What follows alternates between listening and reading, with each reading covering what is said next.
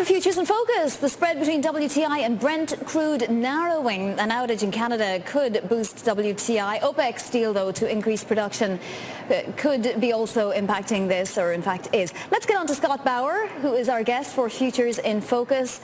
Scott, great to have you from the CME. Scott is CEO of Prosper Trading Academy. Scott, this OPEC deal that we finally got at the weekend, how are traders taking it?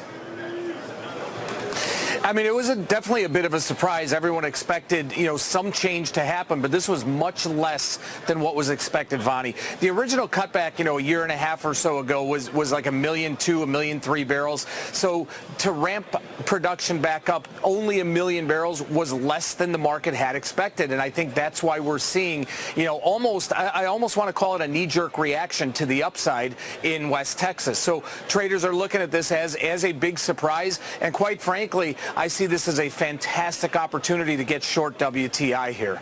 Yeah, we're at 68.38, down 20 cents today, but that's a big move up, which has caused the spread between WTI and Brent to narrow to now, $5.80. Yes. We have a chart here on GTV. So, Scott, you say go short WTI. Are there other trades you could possibly put on, given your view?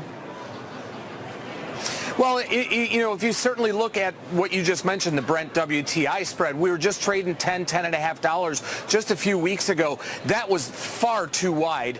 And, the thinking on that was it has to narrow. Well, it has narrowed way too quickly. So whether someone or myself, whether you want to just short West Texas or just play that spread that it might widen out a little bit, you can do that as well. But I really see the short side now of WTI because production here in the U.S., the shale production, is just off the charts, right? I mean, just a few months ago, we were looking at 10 million barrels a day.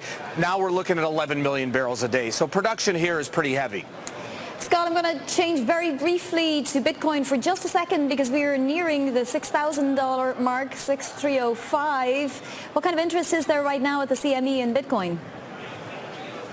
Actually, we're seeing more volume now than we've seen in the last couple weeks. Last couple weeks has been very low volume, very low volatility. And I'll tell you, Vonnie, after seeing Bitcoin trade down under 6,000 overnight last night, there's a lot of buying that has come into the space right here. Could be a relief rally. Don't know. But I will tell you, if it closes above 62.50 today, that actually is a very bullish sign for Bitcoin here. So this could, the bears might be a little tired out here. It's obviously been a lot of headline risk, a lot of regulatory risk. Yes. If that's behind here, you could see a relief rally starting.